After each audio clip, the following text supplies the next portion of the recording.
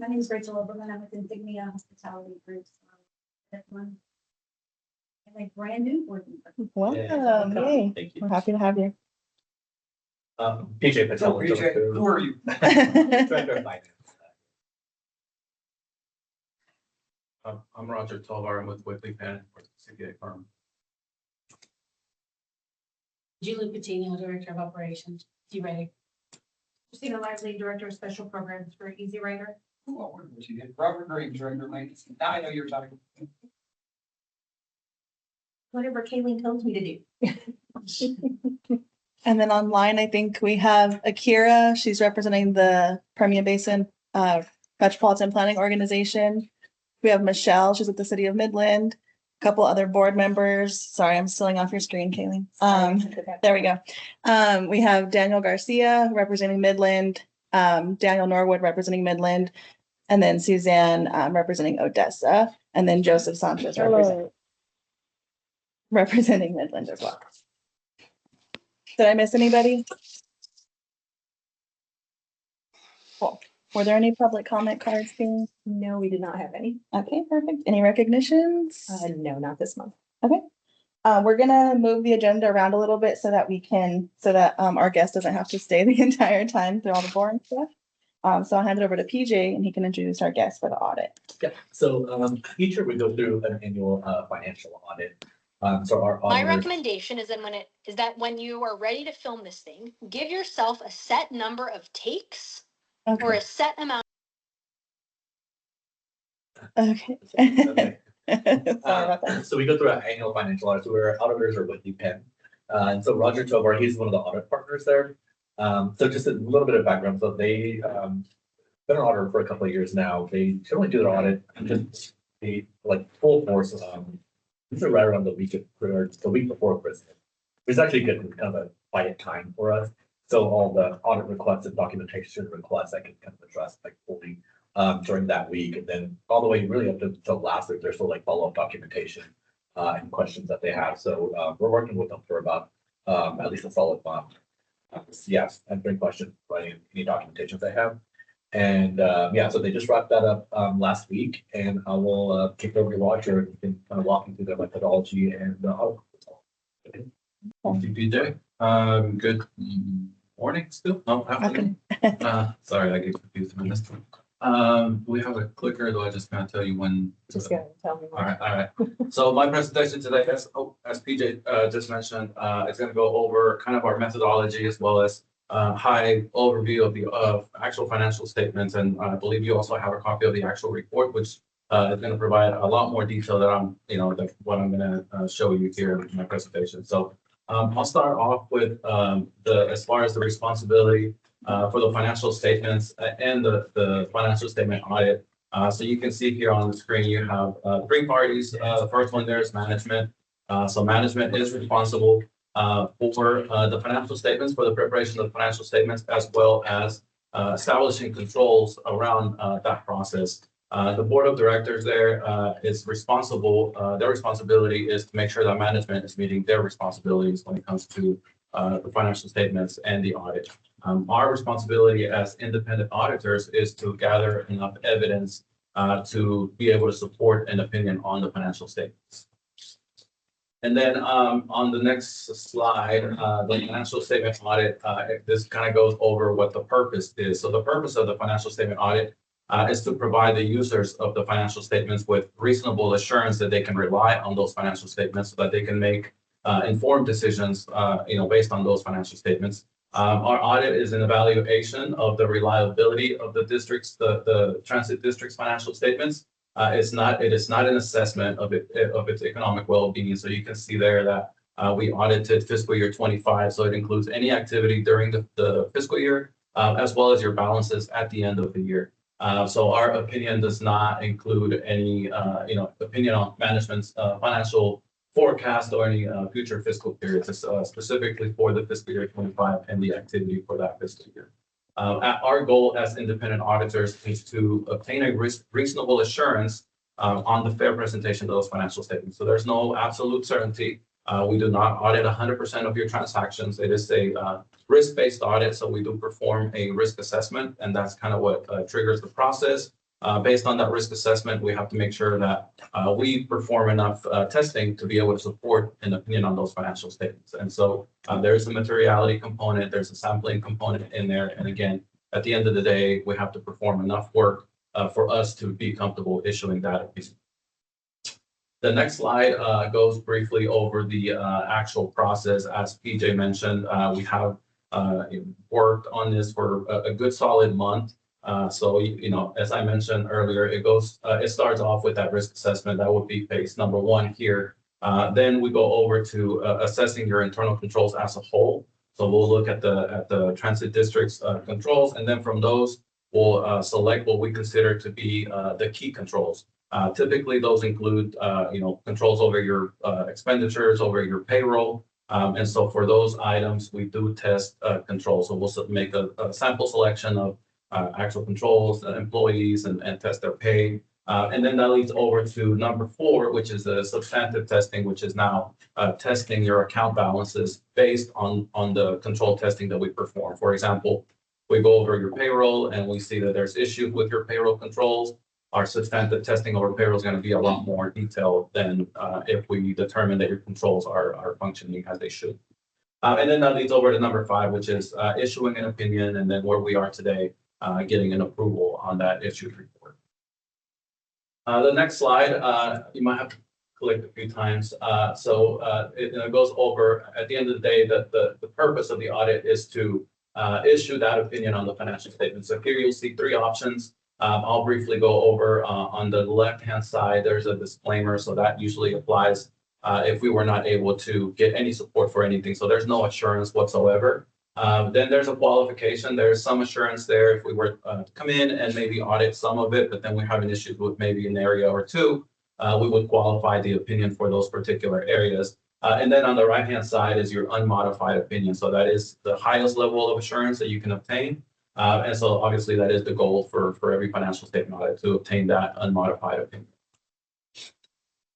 So with that, as far as the opinion that we issued on that next slide, you'll see that we have issued an unmodified opinion over your financial statements, which again, that is the highest level of assurance that you can obtain. Our audit is conducted under generally accepted auditing standards as well as government auditing standards. And so that second one there that you see there, that adds a second layer of responsibilities for us. We are required to look at your controls as they relate to the financial reporting.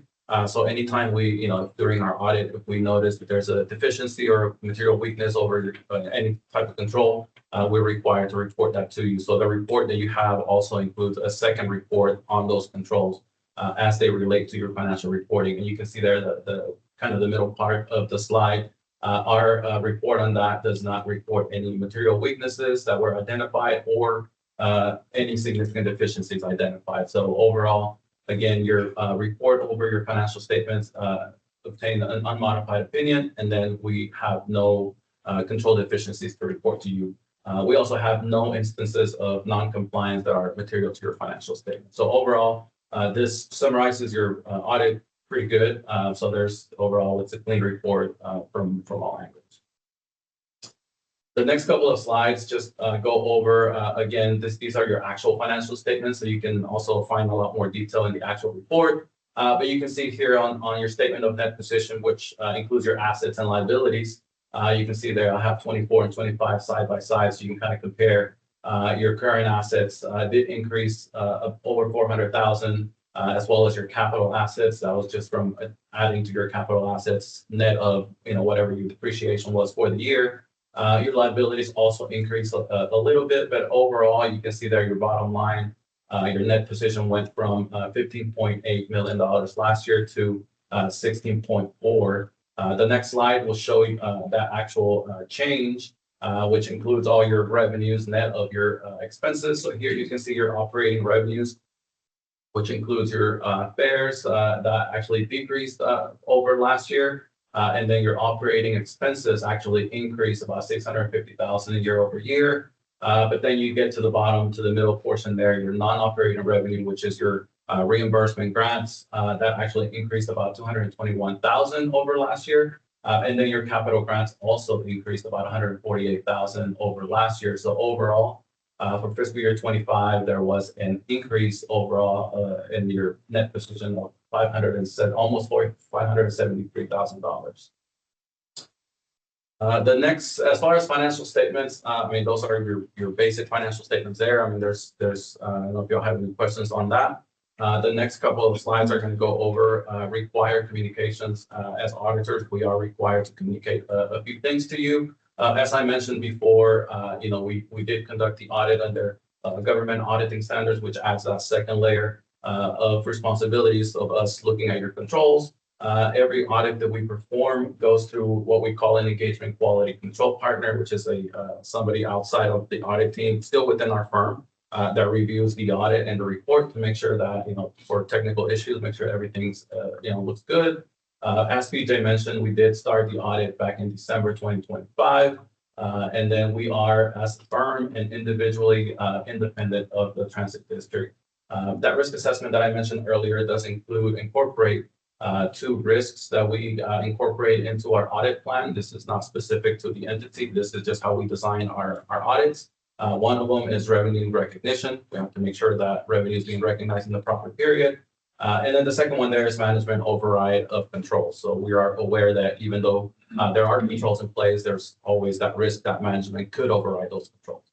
And then again, we've had no issues to report to. And then the next slide, we are required to communicate any significant accounting estimates. We do not have any to report to you. We also had no disagreements or difficulties with management during the audit. And we do not have any uncorrected misstatements to report to you. Prior to us issuing the final report, we did obtain a representation letter from management, essentially stating their responsibilities when it comes to the audit. And then we're not aware of management consulting with other accountants regarding any reporting matters or anything like that, essentially getting a second opinion. And so that's pretty much all that I have for you today. So I don't know if y'all have any questions for me that I can try to answer for you. That's good. Good work, PJ. Anyone have questions? Anyone online have any questions? No, ma'am. That might be Daniel got kicked off. He might be trying to get back in. No, thank you so much for both of you for all your work, and we appreciate it. Happy with the results of that. All right. No questions will release you, so you don't have to stay through all of this. And you're welcome to stay if you want, but No, I'm I feel no pressure. good. Grab some lunch if you'd like on your way out.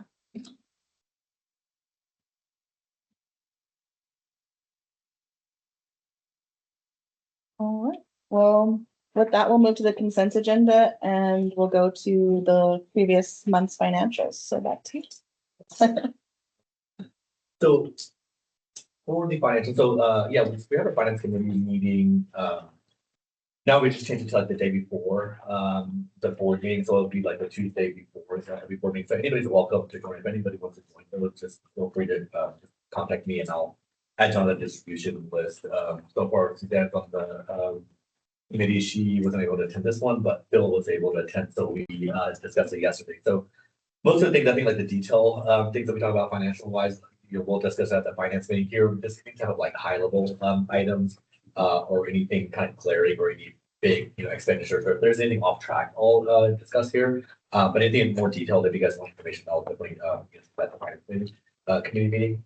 But for this December financials and really the year to date, so far, we're about a quarter of the way through, or we are a quarter of the way through the fiscal year.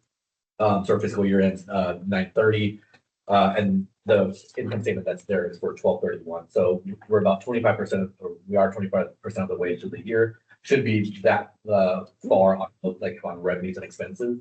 So for most of the items, you'll see like for revenue at that top, you'll see on the very right hand side the percentages that were into the expenses into that year, or revenues into that year. So revenues were at 25.97%, so we're pretty much around target where we expect it to be. And then on each of those expense categories, there's a couple of them that are a little bit higher, and some of them are just because of front-loaded expenses will kind of even out. But overall, the expenses are even. They're at 25.97%. So we're pretty much on target where we need to be. One of the items that we had discussed yesterday for revenues, which is a small item, but like we had one of our advertisers, you know, one of the things we talk about is the advertising we have on the buses. So one of the two that we have pretty consistently over the last more than 5 years, the Midland Teachers Credit Union. So they're on a month-to-month contract. They just canceled their contract last month or this month, I think. So yeah, so we're down to one now that we have. West Texas Centers is one of the month-to-month that we have. And then we also have like, I guess some other, another one like the AAA, so Area Agency on Aging. They do like a 6-month wrap every year. So I think right now they have an ad for about 6 months, and then the Sand Hill Stock Show and Rodeo, they just ended. I think they're just ended a little while ago. But as far as like just recurring, yeah, the MTCU they pulled out. So and there's just like $330 a month. So it wasn't like a major contract or anything. But yeah, one of the smaller advertisers. Something that we'll we continue to look into, and if there's other advertisers that we can find, we'll definitely get them on. But yeah, other than that, I think most of the revenue and expenses, everything on the face of it looks good, but then now I'm going to give some accounting speak. So a lot of this, it's all paper money, right? So you have paper profits, paper losses. That's exactly the situation that we're on right now. So even all the revenue that we're booked. So on that top side of it, where the revenue section is, if you look at it's the second from the bottom. So that account number is 0004090-010. So that line item, the annual budget for that is 4.5 million. So that's our big FTA grant. So over 80% of our 70-80% of our funding comes from the FTA. And so you'll see there on the actuals, that third column there, the 305,000. So that's what we booked. Again, that's paper revenue. Actuals year to date for that same line item, 1.1 million, all paper revenue. Right now, we're in a situation where, we apply for grants, they get executed, and we're able to draw this money down. So in a perfect world, that 12/31, we spent 305,000 that we billed against that FTA grant. Then we bill it so we spend the money out from our pockets. That's physical money that actually goes out. We submit it to the FTA, they reimburse us 305,000. So we essentially get made whole. Now that's in a perfect scenario where there's an actual grant to draw down from. Right now, we don't have an executed grant. So, and that's been like that for 8 months now. And so for 8 months, we've been funding all this stuff just through reserves. So we've been spending money. There's no money from the FTA coming in to replenish those funds. So we're getting now to the situation. So we've done a good job, fortunately, where we actually built up reserves enough where we're able to sustain things like this. And one of the reasons we've also built a reserve for things like government shutdown, right? Which again looming at the end of this week. But when things like that happen, a lot of these payments like they might stop for several months. And so when we're spending $400,000 or $500,000. From $500,000 a month, we need to have a reserve built up so we can, manage that. In this situation, that grant application, for whatever reason, it's just been held up for a long time, and this grant should have been executed more than 8 months ago, really, before we started spending it. So, all that to say, we're getting down to a point, and just so I don't really mix words or anything, we're really running low on cash balance. Yes. So realistically, there's some money also we get from tech stock. That's about 800,000. That's a line item right above it. So that I still have a little bit of money I can draw down from, so we can replenish a little bit of the funds. But realistically, probably within the next 3 months, we'll be completely out of money. So again, I'm gonna be very, very clear about that, because I mentioned this last time, but I don't know if I was as clear. In 3 months, we'll literally be out of money. So unless the FTA grant gets approved. So Kayleen, I know she's been bugging the FTA every single day, hey, this grant's approved. And even if it gets approved, and we still have to then submit the documentation, it takes about a month for them to actually send this money. So it really needs to get approved in the next month. And if that doesn't happen, then we either have to look at getting a line of credit from our bank, or something like line of credit from the cities.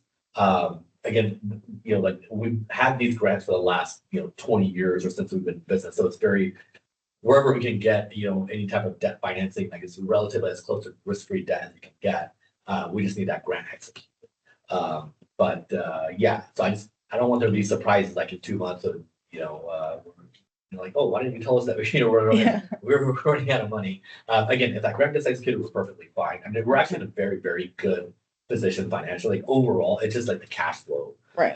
is what is a problem here. So, yeah. So I don't know if Kayleen, you want to talk a little bit because like she has a lot more information on the grant application process.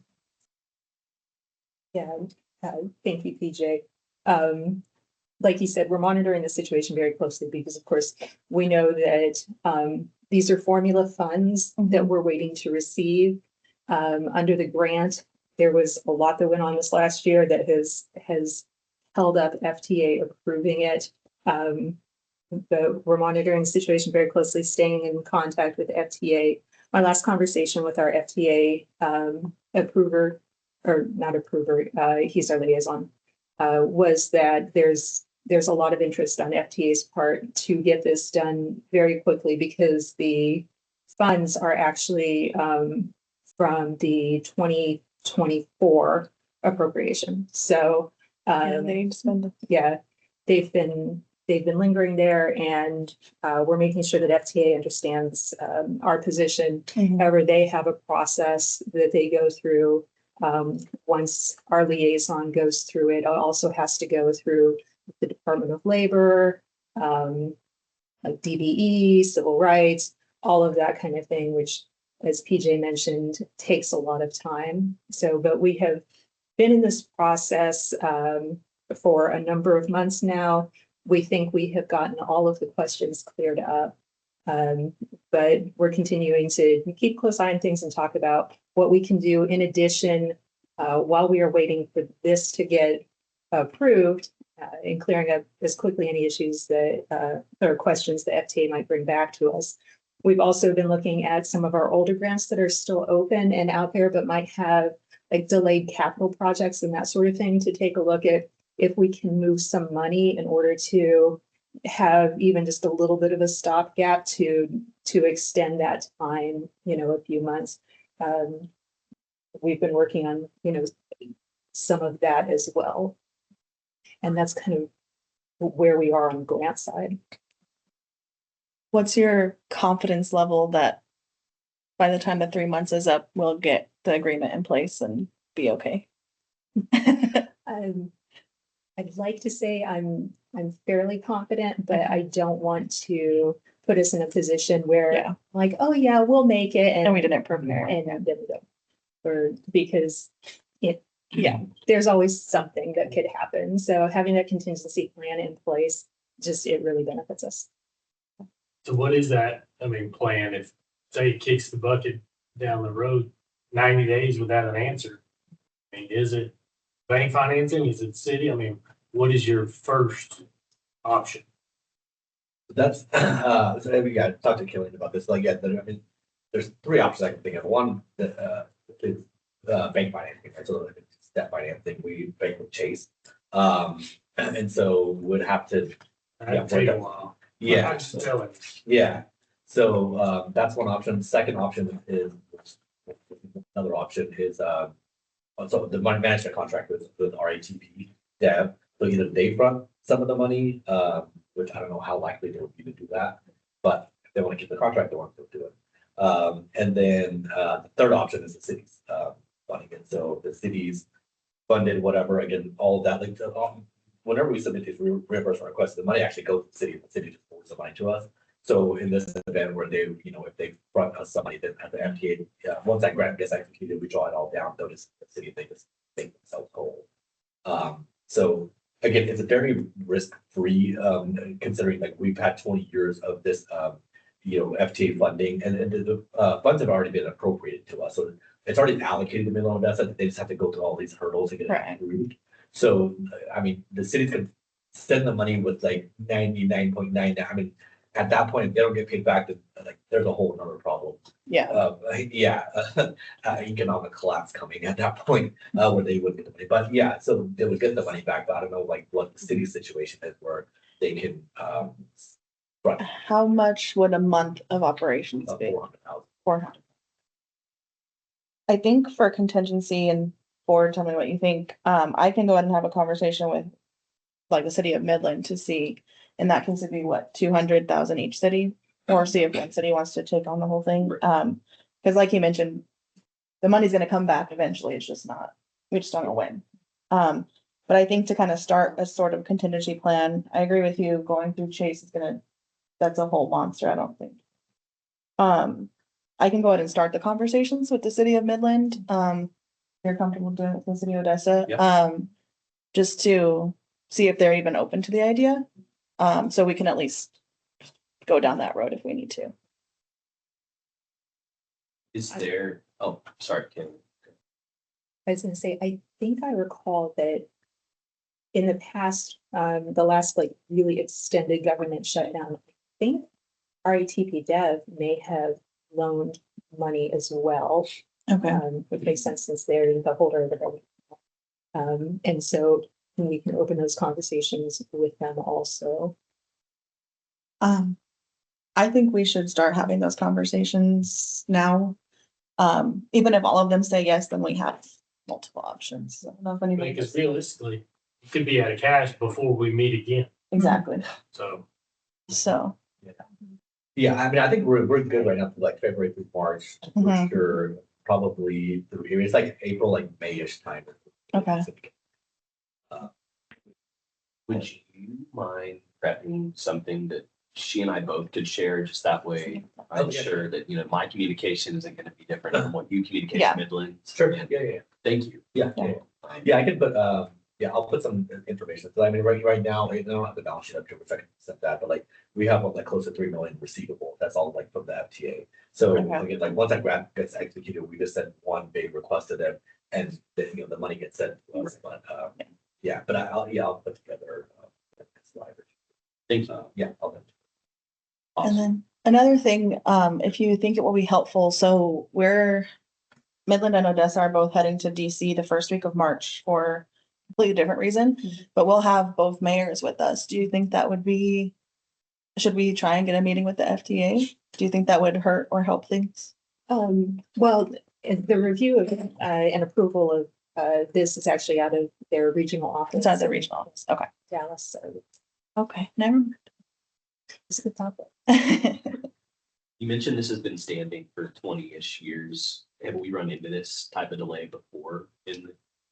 Not since I've been, we've always had funding, I don't know. Yeah, the things that have held it up this last year have been pretty unique in our experience here. So it's just, it was a really odd grant cycle, and that's, yeah, I don't see it as something ongoing, but we are working with, the entities involved to find out like what happened, that this got so delayed. I will say, just to make everybody feel a little bit better, the city of Midland is experiencing this with our other grants, not just in, some of them are from USDOT, but even some of our other grants for the last year have been, we can't get grant agreements in place where they're like, oh, we're waiting on new rules. So not saying that should make us feel better, but it's common across any federal government grants. So It's good perspective. it's unfortunate, but it is what it is. We have a 2023 grant that we still haven't been able to draw down. So. Wow. Yeah, fun times. Yeah. All right. Any other questions or thoughts on that? Anyone online have any questions?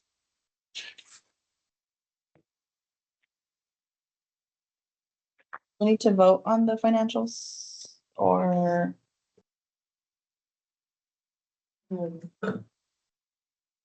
I think we do take Yeah. a consent, right? No? Yeah, Okay, yes. Well, we'll vote on the entire consent agenda, but it's just the one item, right? Yeah. All right, so I'll look for a motion to approve the consent agenda. So I'll say, All right, all in favor? aye. I'm gonna assume that's it. Any no's? Okay, awesome. All right, so we'll go into action items. So last month's minutes, which it's actually from September. We did not have quorum in November, so we just did like a presentations type meeting. But if y'all can review the minutes from September, let me know of any changes. If not, I'll look for a motion to approve.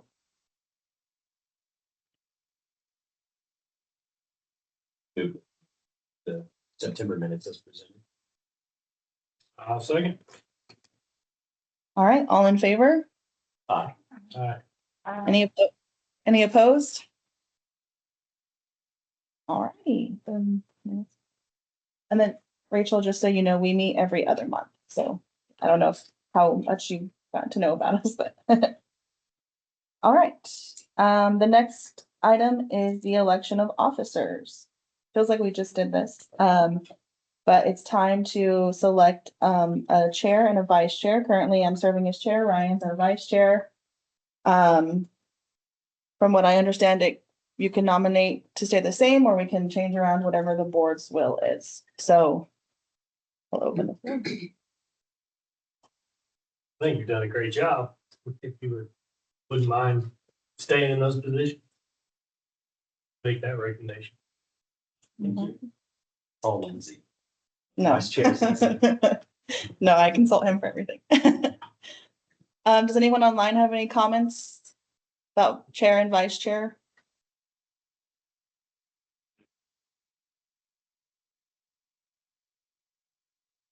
All right. I think we can, if you can, Phil, make it in the form of a motion. Form of motion, I will make a motion. We continue to elect you as the chairman of this committee and Ryan as the vice chairman. All right, can I get a second? Second. Okay, perfect. All in favor? Aye. Aye. Any opposed? All right, cool. Congratulations. Same. All right, next item, Kayleen for the procurement manual. Thank you. All right, so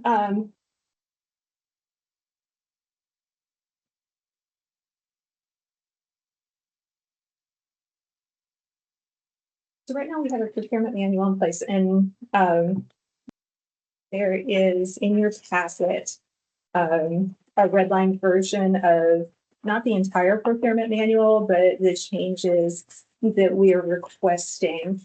Right now, FTA has some sort of levels of purchasing that require different levels of documentation, of competition, and that sort of thing.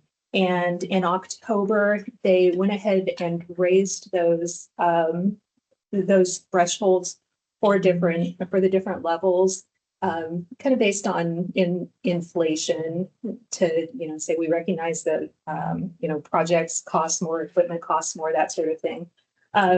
So micro procurements, these are the smaller purchases. They can be anything from like day-to-day to small equipment purchases, small jobs, that sort of thing. And a lot of these, their previous threshold was under $10,000, and it requires, some fair and reasonable price determination, but you have a lot more freedom with these to, either just get verbal quotes or do some research, that sort of thing, to determine that you're getting the best price for the best quality of item or service that you're looking for. Over that, there is a small purchase threshold that's been raised from, it was in the range of 10,000 to under 100,000. They've raised that to 15,000 to under 350,000. And these are the slightly larger projects or purchases. They require documentation in writing of, what your quotes were, where you got them from, that sort of thing. And then, of course, you have your large purchases, and those would be over 350,000 that would require formal procurement, either an invitation for bid, RFP, RFQ, something along those lines. And so you can see here, Easy Rider's previous thresholds that we were adhering to. We're requesting that the board go ahead and amend the procurement manual to follow the federal thresholds for these. And this does not change our, our reporting to you or our planning as far as capital items, budget, that sort of thing. It just frees staff up to do these projects a little more easily. Documentation will still need to be there in keeping with federal compliance, but we're just honestly interested in freeing up staff to hopefully get some of our projects done in a little more streamlined of fashion. So if anybody has any questions, I'm happy to take those now. That makes sense to me. I think it's good that we're aligning. Any questions? It's good. Anyone online have any questions or comments? At this time. I'm sorry, Suzanne, was that you? No, I said not at this time. Thank you. Okay, perfect. Perfect. All right, well, with that, I'll look for a motion to approve the update to the procurement manual. I will move that we make these adjustments to the dollar amounts as presented. Second. Perfect. All in favor? Aye. Aye. Any opposed? All right, procurement manual is updated. Moving into our information items. So we already had our audit report. We will go into the website demonstration. So as you know, we've been going through a complete website rebuild, courtesy of our Is this Adrian? Adrian, our IT guru. Awesome. And he's going to walk you through some of the changes that we have been making to the website, and we look forward to hearing your thoughts and feedback. Cool beans. Well, nice to meet you, everyone. My name is Adrian Danteria, the IT person here. How long have you been in this position? 5 months. 5 months. 5 months. Well, you've done amazing just in that short 5 months, so thank you. Thank you. We haven't abused him too badly yet. I know. Well, let's not make him run away. So, the main problem we had with the old website was that it was not safe. Basically, any data that was sent through it could be intercepted. So that was the main purpose of the refresh, to make it safe. And we were able to do that. But we wanted to make it a little bit more modern, look a little bit better, more of this decade at least. I don't know if anyone had saw the old version of the website. This is 8 billion times better. Yeah, so a lot of the information on the old website was accurate. I mean, I'm not gonna lie, it was accurate, with the exception of the buses that were in there. And I'll warn you ahead of time, there's not many pictures of the buses right now because I have not had the time to get a lot of pictures in there. But I have a lot of placeholders. But I can show you a little bit of what we're doing here. First thing I can show you is the slider. Modern system, modern picture. And here, this concept right here was, I was trying to like show like on the old buses where you could basically put stuff on the windows and stuff, portray a little like banners and stuff. Yep. So we were able to add that. Add a few links in here for trip planning, which were useful on the other. We just went ahead and did a little refresh on that. One of the new things we have on here is able to see weather now. And you can either see Midlands, or if you want to see Odessa, so just switch.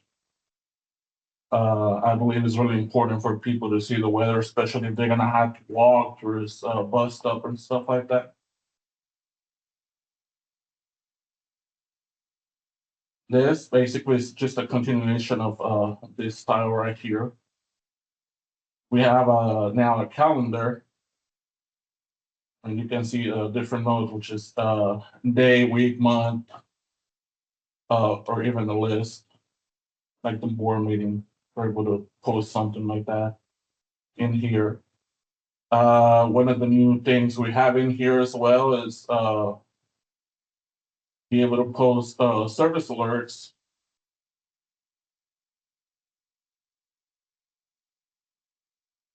Weather alerts from for our winter. Yeah. They took over. We normally wouldn't have that many, right? It's just because of, yeah. The snow caused some closures.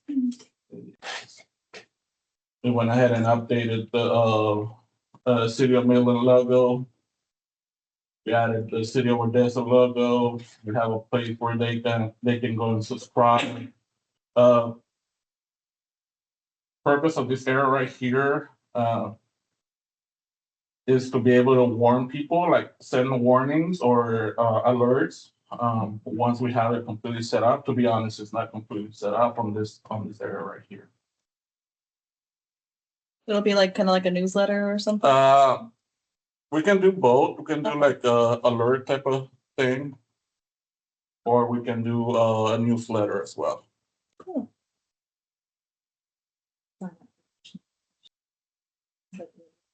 Yes, like they submit the email address, or we have a database of all the email addresses and just push it on. That's awesome.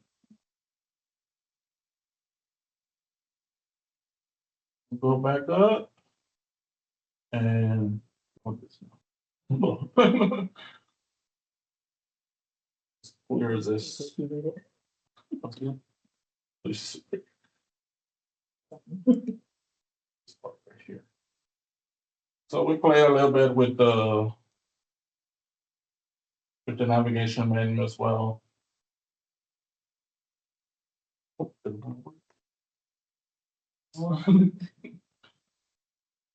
So, like for example, in here, we're able to show the fares, and we were kind of able to compress everything into accordion. I love accordions. They allow us to keep stuff organized and closed on one little box. You're able to see the fares. We have some of the information that we have from the other website, which is accurate. We have an area right here with the frequently asked questions. One in accordion as well. We have the routes. On this one, I have this set up right here this way, but I'm trying to work on an accordion as well, to keep it compressed and closed, where they'll be able to just hit Midland Route 1, and it will show as much information as possible from those.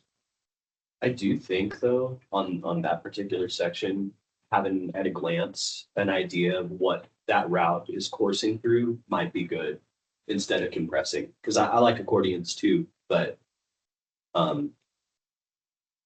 it might help to have the visual like it is now, or some other type of format. Oh, okay. Just in case, Yeah. somebody doesn't know offhand what's Route 3, what's Route 4.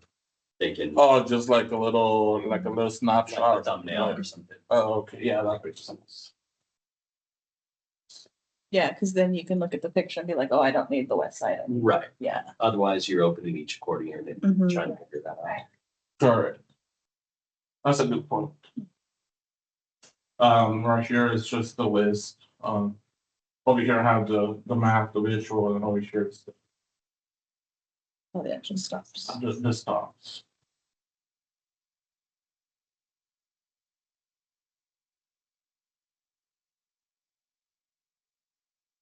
Have just the little rules, the rules for a ridership. Just simple, common logic, rules. Are any of these do we have to legally have any rules like that on our website? Or do we just do that as our own safety? Oh, we do it, yeah, we're not legally required to have Okay. rules of ridership up there, but there are some kind of requirements, and so before they get on the bus, we like to publish them so they know what they're getting into. Okay, I just wanted to make sure if there were any legal things that we were doing them.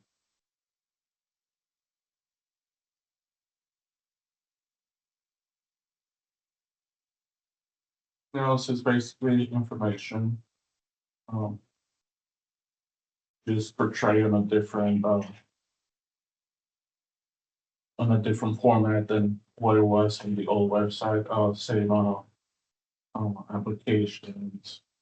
I want to make them, native to the website instead of just being PDF for them to fill out, but that's gonna take a little bit longer.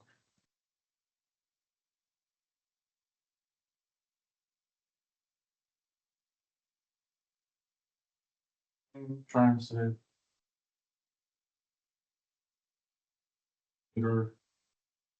I am working on this part right here. It's kind of hard to see. The contrast between the colors. Mhm. Oh, it's on demand, is it?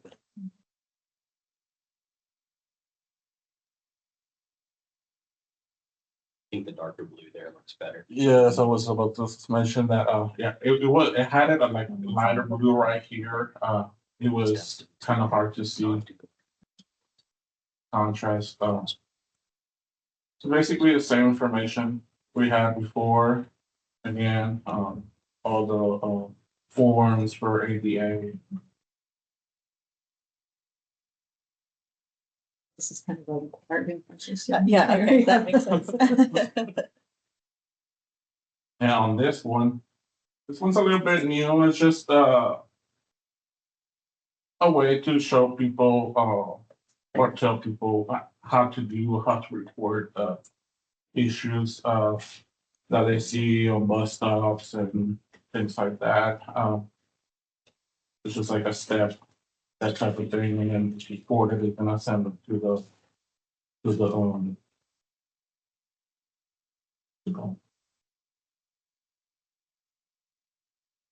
Has this feature always existed or is this new to this website? this part, Yes, like recording it on the website. it did not have anything for that. No, we had a contact form before that was kind of a catch-all, but this, requesting people to engage with us and provide the, report of things they see, that's new. Awesome. Something hopefully that'll form the service. Yeah, that's Wanted to do about us, which is, basically just a link in this case, to the East Rider, job application.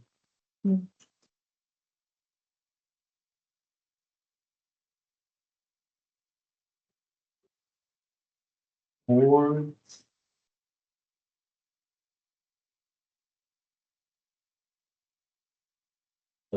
a study from 2020.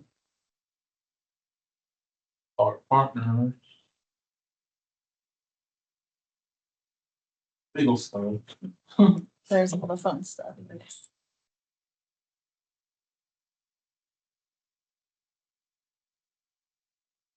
And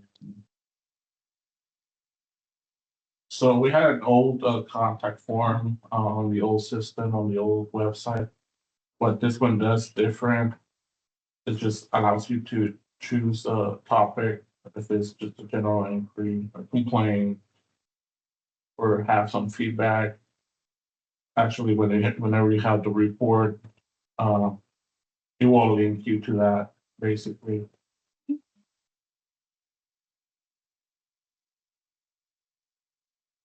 have some information right here, with a picture of either rider. Address, phone numbers. Get to a recruiter with hours of operation. And our logos, and that's all I have for you guys. Thank you, Adrian, for knocking that out pretty quickly. It looks really good. I think hopefully for the users, it's a lot better to navigate too. Sure. But I know it's a work in progress too. There's a lot more Yeah. you and Tim. to do. Yes. So it's, yeah. Thank you. I wanted to put something out there because it's also hard to test without publishing because sometimes you don't see how it looks on specific web browsers. Right. Also, Adrian, if I'm not mistaken, this new one, it's better built for mobile and that sort of thing. Is that correct? Yes. I can't do it here on this, but Yeah. it's better optimized for mobile. Has better graphic for their organization. And the back of it, the back frame is ready for when we decide to sell tickets online. Will be Great. secure. Excellent. It's just a matter of basically throwing some links in there, which are, like, for example, right here on our fairs and stuff. The links will show up like here. Perfect. For them to add to cart to pay for them. Wonderful. They're just not visible right now for this. It's not enabled, of course. That's the plan. When will that be available? We don't know yet. There are some decisions coming up regarding, our ticketing system and that sort of thing. We recently got information from our electronic fare box provider, GenFare, that they're having a software update. So it kind of, we've been talking about like mobile app purchases and that sort of thing. And do we want to go ahead and, go forward with them on that, choose someone else? Do we want just to allow people online to order, paper tickets and send them to them? So that's kind of the conversations that are going on right now before we get that up and running. Well, thank you for all your work on it. We appreciate it. Well, that's all I got. Thanks, Any other Adrian. questions? Thank you so much. We have executive session, so I just wanted to mention, I have a call that I have to make at 2:30.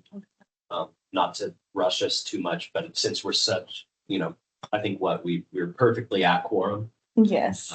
Otherwise I would just step out.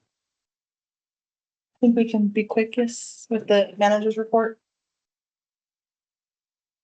You need to leave before 2:30 or something? Yeah. Perfect. Okay. So, and sorry, what time is? 2:30, it's 2:08. Okay. So we have some time. I just wanted to say it now. Okay. All right. Thank you. I'll be brief then, and let you guys know right now we're 100% staffed, and that has been helping with keeping our missed trips low. We ended the year at about 2.5%, which is pretty good. Honestly, most of those were our connect. The commuter route, we just shut down one so that we can keep all the service in the cities running along with air transit service. And so that's a positive thing. On-time performance, as you can see in your packet, was really good in fixed route. It was a little low in paratransit service. And a lot of that is owing to, we have a lot of new drivers in paratransit. And so they're still learning the efficiency of, running door to door and using tablets, that sort of thing. You can throw something at me if I'm telling them wrong. Ridership, we've talked this year, we've seen a little bit of a downward trend. For the year, we ended up on fixed route, about 4% down from the previous year. on Connect and 9%, probably owing to those cancellations there, but then paratransit service was up 12%. So some good news, some bad news.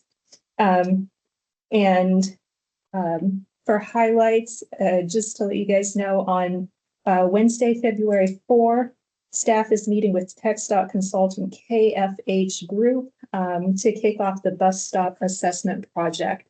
So we were selected and we're getting that kicked off so that they can do an inventory of all of our bus stops, what amenities we have out there, what the conditions are, so we can start looking at where would be good places to put benches, shelters, and what kind of infrastructure would need to go in on those locations in order to make them compliant for putting those things in. And those are the major highlights for us. Awesome. Super happy about that bus stop assessment. Yes. Very excited about it. Any questions for Kayleen? Going once, going twice? All right, cool. We do have an executive session item, so how do we normally do it with the online folks? So I think we can ask anyone who isn't a board member to go ahead and log off now, Okay. so we can make a quorum. Yes. Okay, bye y'all. Hi, thanks, you, Michelle. guys. And then I think we have to take a motion to enter executive. Yes. So I'll look for a motion to enter into executive session. So moved. I'll say, All in favor? Aye. Cool, we're in executive. Oh yeah, turn the recording on. We're not in executive yet.